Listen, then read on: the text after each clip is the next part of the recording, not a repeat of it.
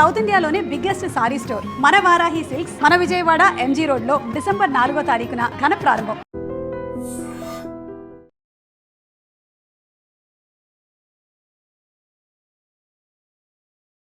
Welcome to iDream. బస్తర్లో ఉండే హిడ్మా ఆంధ్రప్రదేశ్కి ఎలా వచ్చింది?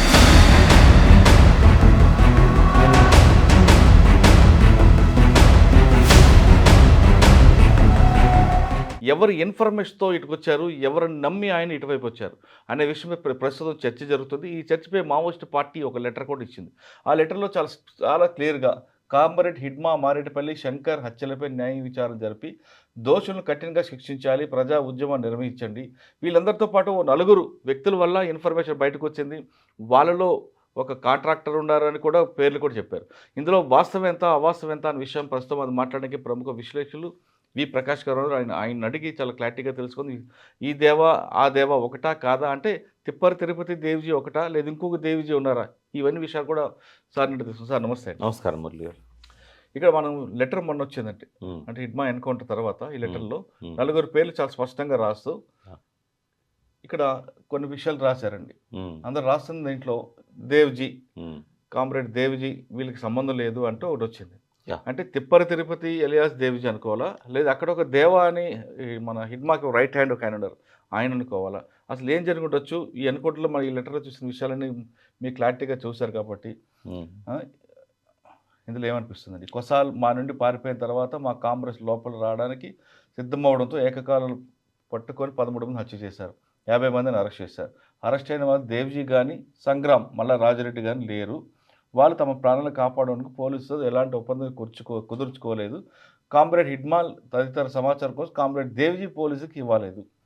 అంటే ఇప్పటి వరకు దేవ్జీ ప్లస్ మల్లా రాజరెడ్డి గారు కూడా పోలీస్ కస్టడీలో ఉన్నారని వార్త వచ్చింది, కానీ వాళ్ళే దీన్ని ఖండించారు, మా దగ్గర ఉన్నారు కాబట్టి. ఇక్కడ ఈ ఇష్యూని కామ్రేడ్ దేవ్జీ ఇవ్వలేదని వచ్చింది. కామ్రేడ్ దేవ్జీ అంటే ఇద్దరు కనిపిస్తారు, తిప్పరి తిరుపతి లేదా దేవ్జీ అనుకోవాలా, లేదా అక్కడ ఉన్న దేవా అనుకోవాలా? ఎట్టి పరిస్థితుల్లో మనీష్ అని సోనీ కానీ వాళ్ళు వేసిన ఆరోపణలో ఉన్న దేవ వేరు, ఈ దేవ్జీ వేరు. ఎందుకంటే ఒకవేళ నిజంగానే దేవ్జీ పోలీస్ కస్టడీలో ఉన్నప్పుడు ఇది జరిగి ఉంటే అప్పుడు కొంత అనుమానపడే ఆస్కారం ఉండే. రెండవది అక్కడ ఒక దేవ ఉన్నాడు ఫారెస్ట్లో, ఛత్తీస్గఢ్ బస్తర్ జిల్లాలోనే. అతని వాళ్ళ ఫ్యామిలీకి సంబంధించిన ఇంటర్వ్యూస్ కూడా కొన్ని వచ్చినాయి. బహుశా అతని హిడ్మాకు నమ్మకస్తుడు అయి ఉంటాడు, అందుకని అతని మీద వీళ్ళు ఆరోపణ వేసి ఉంటారు. రెండవది ఏంటంటే వీళ్ళిద్దరూ కూడా నక్సలైట్స్ కారు. మనీష్ గుంజాం కానీ సోనీస్ ఎవరైతే ఉన్నారో సోరీ అని కూడా అంటారు ఆమెను. ముందు వీళ్ళ గురించి మనం మాట్లాడుకుందాం, ఎందుకంటే ఈ లెటర్కు బేస్ వాళ్ళు చేసిన ఆరోపణ. మనీష్ ఏమో 1991లో ఒకసారి, 98లో ఒకసారి కుంటా ఎమ్మెల్యే, అంటే మనకు భద్రాచలం పక్కన చింతూరు పక్కన ఉంటుంది కదా, కుంటా ఎమ్మెల్యే సిపిఐ నుంచి ఆయన 2 సార్లు ఎమ్మెల్యే గెలిచాడు, 61 సంవత్సరాల వయసు. అతను ఏంటంటే ఆదివాసీ హక్కుల కోసం పోరాటం చేసే ప్రజాప్రతినిధి. అట్లాగే సోనీ ఏదైతే ఉన్నదో గోండు వనిత, అదే బస్తర్ జిల్లాలో దక్షిణ బస్తర్లోనే ఆమె చాలా కాలంగా ఆదివాసీ రైట్స్ కోసం పనిచేస్తున్నది. ఒక స్టేజ్లో ఆమె ఇంటర్నేషనల్ పాపులారిటీ వచ్చింది ఆమెకు 1911లో. ఆమెకు దారుణంగా చిత్రహింసలకు గురి చేశారు పోలీసులు. 3 బిడ్డల తల్లి ఆమె. అయితే ఆమె హక్కుల కోసం పోరాడుతున్నది, నక్సలైట్స్తో సంబంధాలనే అనే దాంతో ఇది వీళ్ళిద్దరి మీద కూడా నిన్న మొన్నటి వరకు ఏప్రిల్లో కూడా మనీష్ గుంజాం ఇంటి మీద రేడ్ చేసి వాళ్ళ ఆస్తులు అవన్నీ విధ్వంసం చేసి ఆయన మీద ఒక ఫాల్స్ కేసు కూడా పోలీసులు బుక్ చేశారు. దానికి స్టేట్మెంటు ఈ సోనీతో తీసుకున్నారు. ఎస్ఆర్ అనే ఆదివాసీ ఏరియాలో పనిచేసే ఒక ఖనిజాలను బయటికి తీసే సంస్థ, ఫేమస్ అది ఎస్ఆర్ అనేది. దాని నుంచి 7 కోట్ల రూపాయలు ఈ మనీష్ గుంజాం తీసుకున్నట్టుగా ఈమె కన్ఫెషన్ స్టేట్మెంట్ రికార్డ్ చేశారు. పోలీస్ కస్టడీ నుంచి బయటకు వచ్చిన తర్వాత దాన్ని డినై చేసింది ఆమె. అయితే వాళ్ళిద్దరి చరిత్ర ఏంటంటే చాలా క్లీన్ చరిత్ర. 15 ఏళ్లలో ఎంత హరాజ్ చేసినా, ఎంత టార్చర్ చేసినా, ఎన్ని కేసులు పెట్టినా ఆదివాసీల హక్కుల కోసం, ఆ ఖనిజ సంపద దోచుకునే వాళ్ళకు వ్యతిరేకంగా, మావోయిస్టులలో లేకుండా మావోయిస్టుల ఆశయాల కోసం వాళ్ళు పనిచేస్తున్నారు. అరుంధతి రాయ్ లాంటి వాళ్ళు కూడా సోనీకి డిఫెన్స్గా వచ్చారు వాళ్ళు.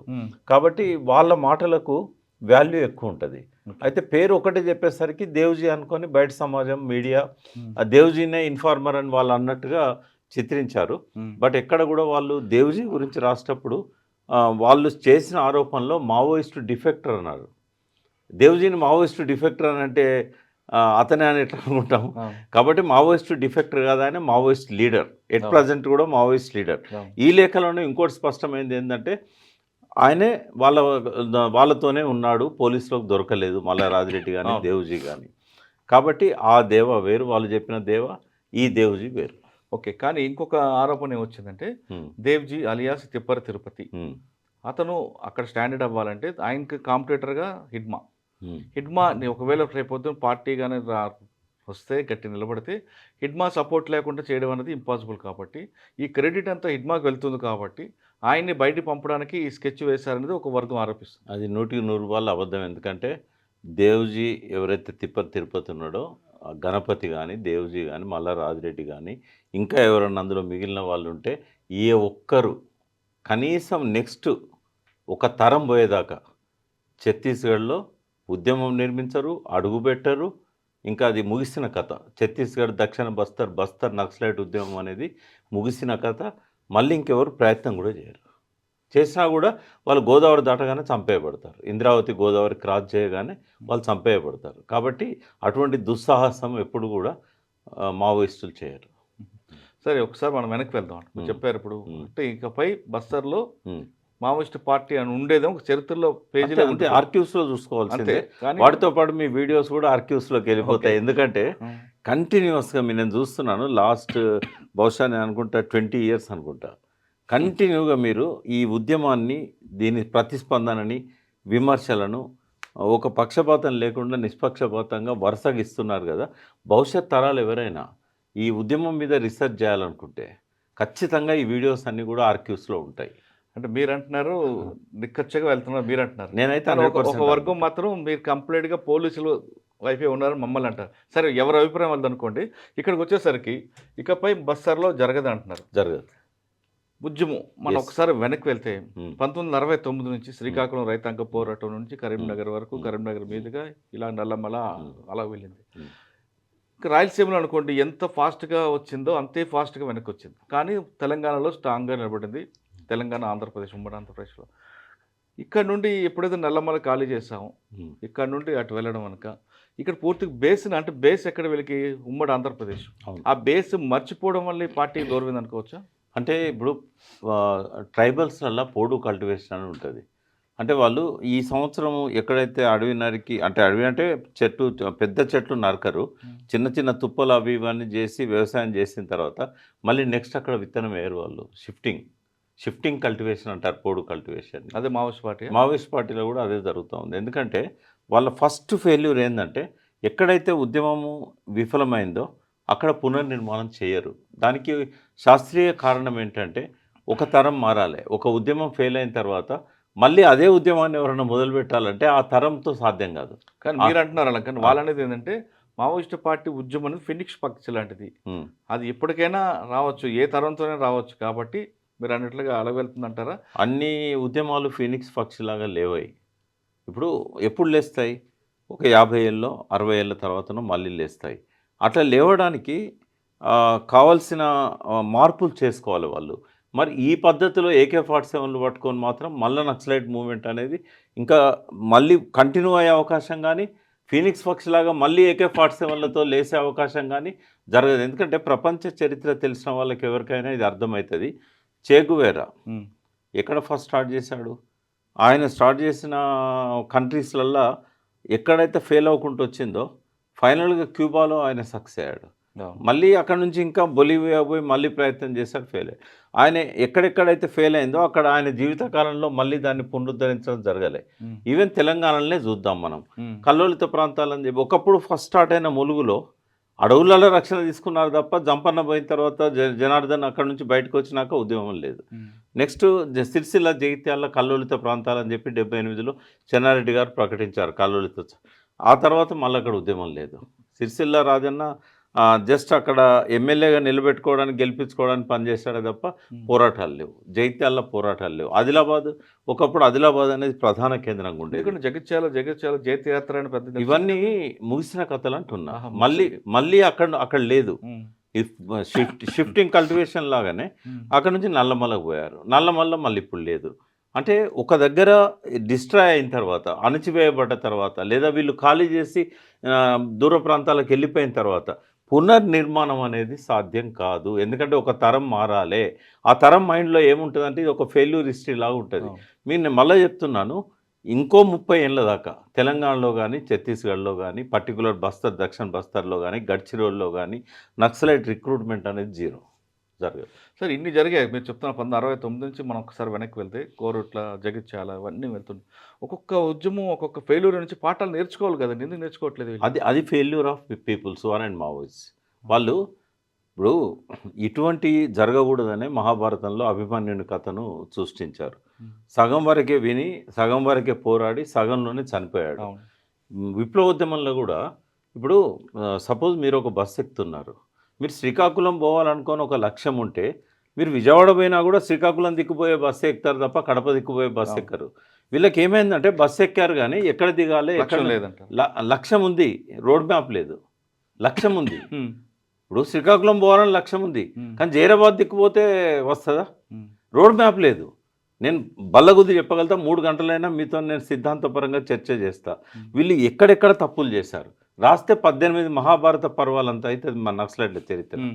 నిజంగా కూర్చొని రాయాలనుకుంటే సీతారామయ్య గారు చేసిన తప్పులేంది, సత్యమూర్తి గారి రొమాంటిసిజంతో కూడిన రెవల్యూషనిజం అనేది సత్యమూర్తి గారు ఎట్లా ప్రమోట్ చేశారు, గద్దర్ పాటలతోని మేల్కొన్న ప్రజలంతా కూడా ఏ దారి పట్టారు, లాస్ట్కి ఏమయ్యారు, ఇవన్నీ కూడా చర్చనీయాంశాలు. ఎందుకంటే అల్టిమేట్గా నాకు తెలిసింది ఏంటంటే, సరే పోలీసులు అణచివేయచ్చు, ప్రజలలో నుంచి వీళ్ళు దూరం కావచ్చు, బట్ అల్టిమేట్గా ఏమైందంటే క్యాప్షన్ వస్తుంది, అరుణ బాటలో ఆగమైన భారతం. వాళ్ళు ఆగమైన్లు, జనాన్ని ఆగం చేసిండ్లు. అల్టిమేట్గా రిజల్ట్ ఏంది ఇవాళ? నథింగ్. ఏదో కొన్ని సంస్కరణలు, కొన్ని హక్కుల కోసం పోరాటాలు, కొంత భూస్వాములకు వ్యతిరేకంగా ఖనిజ సంపదను కాపాడుకోవడానికి చేసిన మంచి పనులు, గుండాయుధాన్ని అరికట్టడం లాంటి మంచి పనులు డెఫినెట్గా చరిత్రలో వాళ్ళు చేసినవి రికార్డ్ అవుతాయి, రక్తాక్షరాలతో రికార్డ్ అవుతాయి. అది ఎక్కడ పోదు. కానీ రాజ్యాధికారం, అల్టిమేట్గా రాజ్యాధికారం దిశలో ఆ రోడ్ మ్యాప్ రూపొందించుకోవడంలో ఎత్తుగడలలో ఫెయిల్ అయ్యారు. ఒకప్పుడు ఎంతోమంది చదువుకున్న మేధావులు వెళ్ళిన పార్టీ, ఏదో లక్ష్యంతో వెళ్ళి ఆ త్యాగాలతో ఉన్న పార్టీ క్లైమాక్స్ వచ్చేసరికి ఇంత దారుణంగా ఉంటుందని ఎవరు ఊహించలేకపోతున్నారు. నేను ఊహించాను కదా, దేవులపల్లి వెంకటేశ్వరరావు గారు రాసిన పుస్తకం చదివిన తర్వాత ఆ రోజుల్లోనే మాకు అనిపించింది ఇది దుస్సాహసం, ఈ దారిన పోతే వీళ్ళకు రాదు. ఆయన అతివాదం అని పెట్టాడు వీళ్ళ పేర్లు. సిపిఐ సిపిఎంకు మితవాదం అని పెట్టారు. కాబట్టి ఆ రోజే మాలాంటి యువకులమంతా 18-21 ఏజ్లో ఉన్న వాళ్ళము ఎవరెవరమైతే వీళ్ళ బాటలో పోదామా వద్దా మాకు ఎట్లుండేదంటే దినమంతా ఈ పాటలతో ఇన్స్పైర్ అయ్యేటోళ్ళం. ఈ మీటింగ్లో పోయేది, వరవరరావు గారు ఉపన్యాసాలతో ఇన్స్పైర్ అయ్యేది. మళ్ళీ ఇంటికి వచ్చి ఈ డాక్యుమెంట్లు తీసేది. అరే ఈయన ఇట్లా చెప్తున్నాడు, వాళ్ళు అట్లా చెప్తున్నారు. 1 సంవత్సరంన్నర సంఘర్షించిన తర్వాత సత్యమూర్తి గారితో 7 మీటింగ్లు అయినాయి నాకైతే. నేను ఇదే మాట చెప్పాను, మీరు అల్టిమేట్గా సాధించేది కొన్ని రిఫార్మ్స్, కొన్ని ఫలితాలు తప్ప తుపాకీ గొట్టం ద్వారా రాజ్యాధికారం దిశగా మీరు అనుకున్న లైన్ కరెక్ట్ కాదు. ఇగో ఈ డాక్యుమెంట్లో ఉంది, మాకు అది కన్విన్సింగ్ ఉంది అని చెప్తూ వచ్చేది. అంటే చాలామంది ఆ రోజుల్లో విడిపోయిన వాళ్ళు, మీరు ఎవరు ఊహించాలని అంటున్నారు కదా, 68లో నవంబర్ డిసెంబర్లో చారు మజుందార్తో ఆల్ ఇండియా లెవెల్లో పోయి చర్చలు చేసిన వాళ్ళంతా కూడా వాళ్ళు చారు మజుందార్ ముఖం మీద చెప్పారు, ఎప్పుడు నక్సల్బరీ విఫలం కాకముందు ఈ లైన్ తప్పు, భూస్వాములను చంపడం వల్ల, వర్గశత్రు నిర్మూలన వల్ల విప్లవం రాదు అన్న తర్వాత 72లో ఆయన మరణానికి కొద్ది రోజుల ముందు ఆయన చెప్పాడు, ఇది కరెక్టే వాళ్ళు చెప్పింది, ఈ రకంగా వర్గశత్రు నిర్మూలన, వ్యక్తిగత హింసావాదం తప్పు అని చెప్పాడు. చెప్పినాక ఎక్కువ రోజులు లేడు ఆయన, మళ్ళీ ఆల్టర్నేట్ మూవ్మెంట్ క్రియేట్ చేసే లోపల చనిపోయాడు. తర్వాత శ్రీకాకుళం కామ్రేడ్స్తోని ఆంధ్ర కామ్రేడ్స్ మధ్యలో చాలా డిస్కషన్ జరిగినప్పుడు ఆ వసంతరాడు రామలింగాచారి, దేవులపల్లి, కొల్లా వెంకయ్య వీళ్ళందరూ కూడా ఆ వెంపటపు సత్యం, ఆదిపట్ల కైలాసం, పంచాయతీ కృష్ణమూర్తి వాళ్ళే మెయిన్ టీం. వాళ్ళతో మాట్లాడుతున్నప్పుడు నక్సల్బరీ ఫెయిల్ అవుతుంది, దానికి కారణం ఇది, మీరు అదే బాటలో పోతున్నారు, మీరు కూడా సక్సెస్ కారు అని చెప్పేసి సేమ్ డిస్కషన్ ఇప్పుడు మన మధ్య జరుగుతూ ఉంది. సరే, మీరు చాలా కాలం నుంచి ఉన్నారు కాబట్టి జనం కోసం, వాళ్ళ మార్పు కోసం, వాళ్ళ హక్కుల కోసం మనం పోరాటం చేస్తాం, అందులో భాగంగా త్యాగాలు చేసి వచ్చారు. కానీ వాళ్ళలో చైతన్యం తీసుకురావడానికి ఎందుకు మనం చేయలేకపోయామండి? అంటే అంటే వాళ్ళకి కష్టం అంతా వాళ్ళది. వీళ్ళు తుపాకీ పట్టుకొని చేయడం కన్నా వాళ్ళలో ప్రశ్నించే తత్వం తీసుకొచ్చి వాళ్ళ సమస్యను వాళ్ళే పరిష్కరించుకునే విధంగా ఎందుకు వాళ్ళు ఒక థియరీ ఉంది డెమోక్రటిక్ సెంట్రలిజం అని. ఇప్పుడు 1978 నుంచి దళాలు ఫామ్ చేయాలన్న దగ్గర నుంచి ఈ రోజు వరకు ఇంటర్నల్‌గా ప్రశ్నించే వాళ్ళు 45, 50 ఏళ్లుగా అందులోనే ఉన్నారు. బట్ మెజారిటీ నిర్ణయానికి మైనారిటీ కట్టుబడి ఉండాలని చెప్పేసి ఒక సూత్రీకరణ ఉంది కాబట్టి వాళ్ళకి ఇష్టం లేకున్నా కూడా అందులో పనిచేస్తున్నారు.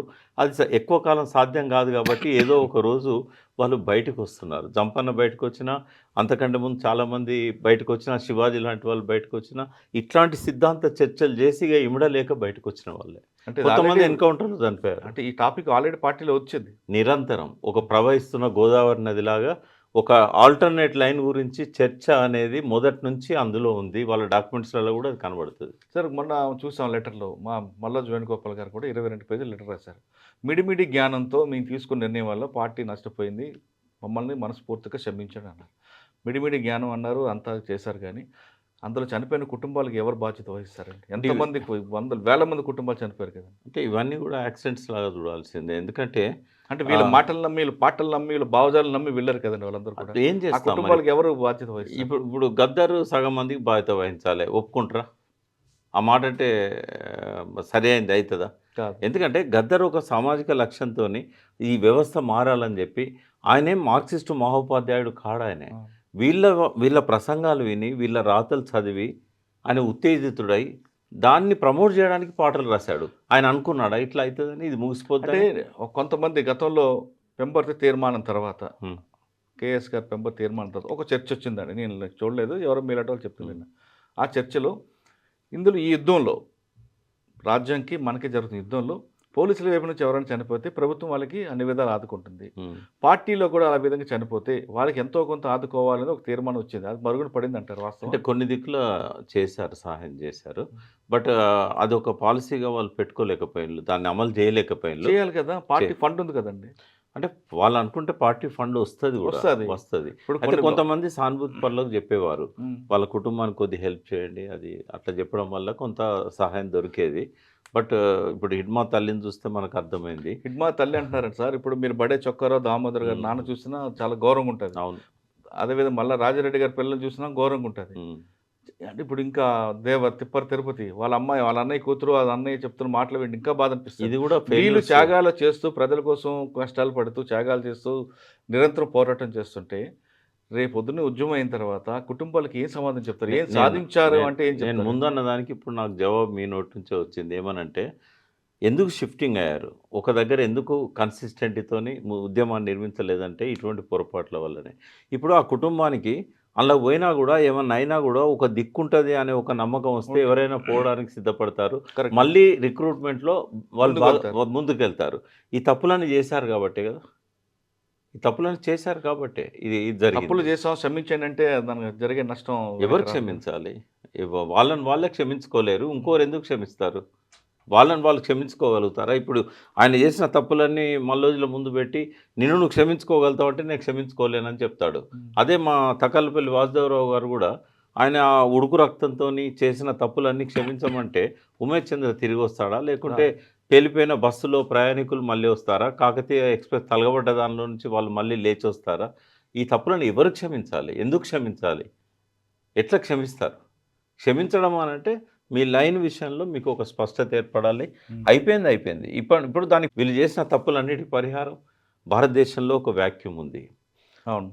ఇక్కడ అవినీతే పాలనగా మారిపోయింది, దోపిడే లక్ష్యంగా మారిపోయింది, రాజ్యాంగాన్ని పాతాళంలోకి నెట్టేస్తున్నారు, సంపాదించడమే లక్ష్యంగా ఎన్నికలు జరుగుతూ ఉన్నాయి. ఈ వ్యవస్థను మార్చడానికి మీకు ఇంకా ఒక అవకాశం ఉంది, ఒక వ్యాక్యూమ్ ఉంది.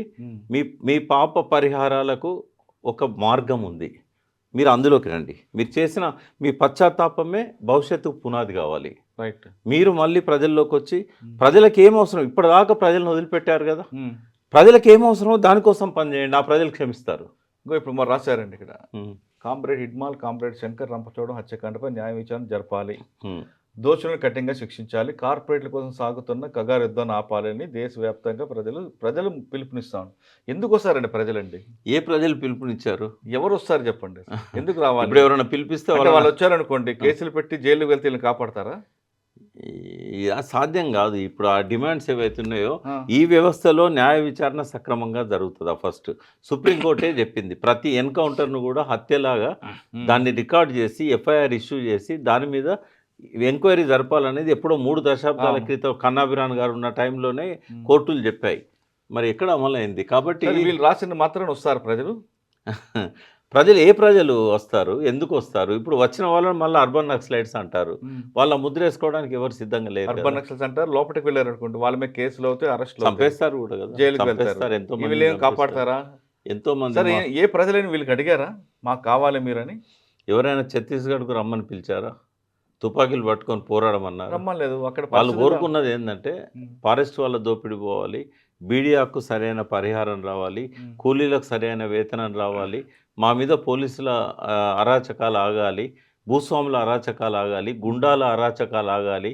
అంతవరకే ప్రజలు కోరుకున్నారు, అంతవరకు చేశారు. కానీ అంతకంటే ఒక స్టెప్ అడ్వాన్స్ అయిపోయి చైనా లాగా విప్లవం రావాలనుకున్నారు. ఆనాటి పరిస్థితుల్లో ఆనాటి కాలం వేరు. తర్వాత టెక్నాలజీ అడ్వాన్స్ ఇప్పుడు ఈ 75 ఏళ్లలో, అంటే వాళ్ళది 57 ఏళ్ళే నక్సలైట్ మూవ్మెంట్ స్టార్ట్ అయ్యి, ఈ 75 ఏళ్లలో స్వాతంత్రం వచ్చిన తర్వాత ఒక 10 తరాలలో 20 తరాలలో ఎంత ఆలస్యంగా టెక్నాలజీ డెవలప్మెంట్ జరిగేదో జస్ట్ 1 జనరేషన్లో మనం చూసాం మన జీవిత కాలంలో. ఇంత వేగంగా మార్పు చెందుతున్న సమాజంలో వీళ్ళ ఆలోచనలు మాత్రం తుప్పుపట్టిపోయి ఇంకా చైనా కాలంలో, చేగువేరా కాలంలో తిరుగుతూ ఉన్నాయి. మరి ఏం చేస్తాం దానికి? టెక్నాలజీ మీరు అన్నట్లుగా మనం 50 సంవత్సరాల ముందున్నాం. ఆ విషయాన్ని గుర్తించట్లేదు పార్టీ. వీళ్ళు 100 సంవత్సరాలు ఎన్నుకున్నారు అంటున్నాను నేను. ఇంకా జార్జ్ చక్రవర్తుల కాలం, చాంకై షేక్ కాలం, ఇంకా క్యూబాన్ పీడించిన ఆ దోపిడీ నియంత కాలంలో చేగువేరలాగా అప్పుడు ఆలోచిస్తారు. కానీ ఇప్పుడు ఎందుకు అది? ఇప్పుడు అది సాధ్యమవుతుందా? ఇప్పుడు ఎంతమంది అయినా బలవుతారు తప్ప చేగువేరాలు కాలేరు. సార్, ఇప్పుడు ఫైనల్గా చెప్పండి, ఈ సిచ్యువేషన్ ఒక కొలిక్కి వస్తుంది. అంటే మార్చి 31 దగ్గర మరో 3 నెలలు కనిపిస్తుంది. ఈ 3 నెలల్లో బస్తర్లో కానీ లేదా తెలంగాణ కానీ ఏఓబీలో కానీ పార్టీ పొలిష్ట పడుతుంది అంటారా?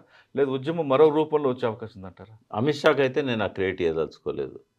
కేవలం నిర్బంధంతోనే ఇది అణచివేయబడుతున్నది అనేది కరెక్ట్ కాదు.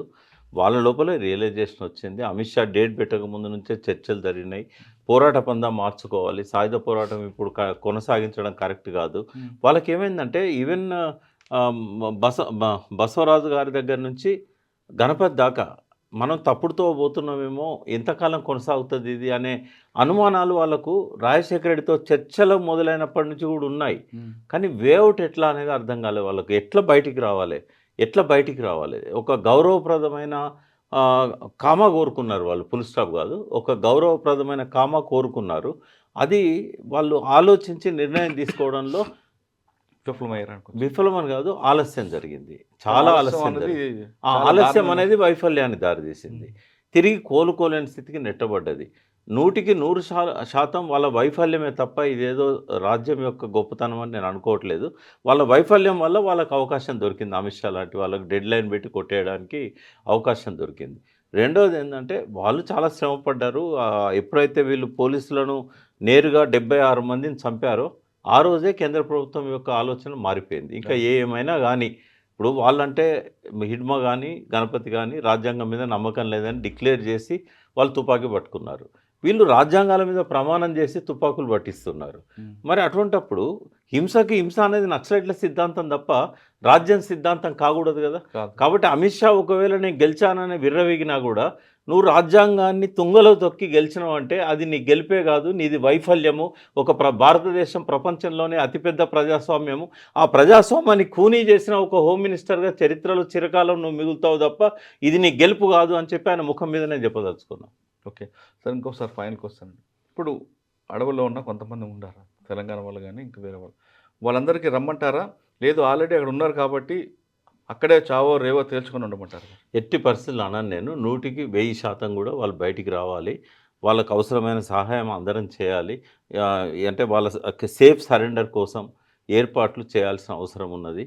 ఒకవేళ హిడ్మా లాగా సరెండర్ కావద్దనుకొని మేము అందులోనే కొనసాగుతామన్న వాళ్ళు ఏదో ఒకరోజు చనిపోవాల్సి వస్తుంది తప్ప ప్రజలు ఇంకా మిమ్మల్ని కాపాడే పరిస్థితి లేదు. ఒకవేళ అట్లా కాపాడాలని మీరు అనుకుంటే ప్రజలు కూడా బలి కావాల్సి వస్తుంది. ఇప్పటికీ బలి చాలు. ఇంతవరకు ఒకసారి లెక్కలు చెప్తాను నేను. ఇప్పటి వరకు మిలిటరీ దాడులల్లో చనిపోయిన వాళ్ళ సంఖ్య 6,000 మంది నక్సలైట్స్. ఇటు పోలీసుల దాడుల్లో కానీ నక్సలైట్ల దాడుల్లో కానీ చనిపోయిన ప్రజల సంఖ్య 10,000 మంది. అంతిమంగా ఎక్కువ మంది చనిపోయింది ప్రజలు. మిలిటరీ ఎంతమంది చనిపోయారు? 1,500 మంది చనిపోయారు. నక్సలైట్లు 6,000 మంది. ఎప్పటి నుంచి నేను చెప్తున్నది 67 నుంచి నక్సల్బరీ శ్రీకాకుళం కలుపుకొని భారతదేశ వ్యాప్తంగా జరిగిన ఈ మరణాల గురించి చెప్తున్నా. 16,000 మంది ఓవరాల్గా చనిపోయిన వాళ్ళు దాదాపు 17,000 18,000 ఉంటారు. అందులో 6,000 నక్సలైట్లు అయితే 1,500 మంది నుంచి 2,000 మంది పోలీసులు కానీ మిలిటరీ కానీ వీళ్ళందరూ అయితే 10,000 మంది ఇన్ఫార్మర్ల పేరు మీద కానీ లేదా అమాయకపు గిరిజనులను అమాయకపు విద్యార్థులను అంటర్ రోడ్ ఎన్కౌంటర్ రోడ్గా మార్చిన సంఘటనలు కానీ ఇవన్నీ కూడా అల్టిమేట్గా బలైంది ఎవరు? ప్రజలు. 10,000 మంది, ఒక్కరు కాదు ఇద్దరు కాదు. ఈ లైనే కరెక్ట్ కాదు. 10,000 మంది కూడా యువకులే ఎక్కువ ఉంటారు. వాళ్ళందరూ ఇప్పుడు నెక్స్ట్ వీసీ శుక్లా లాంటి వాళ్ళు ఎవరో ఒకరిద్దరు ఉంటారు అంతే. ఎక్కువ మంది చనిపోయింది ప్రజలే.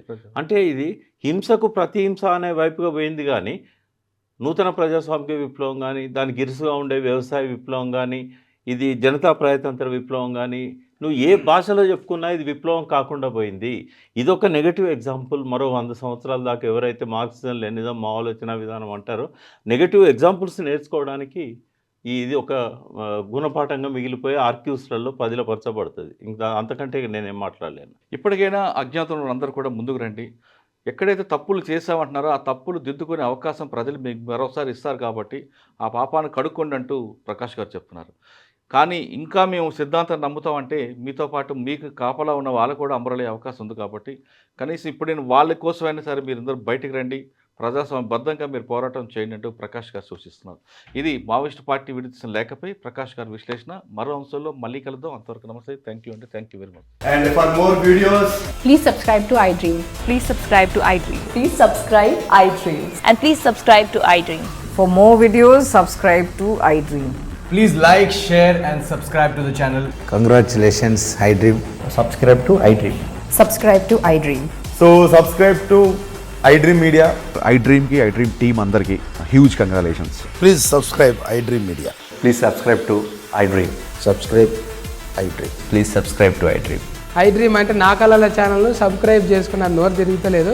మీరైతే గంట గుర్తు కొట్టండి. For more such videos, please subscribe to iDream.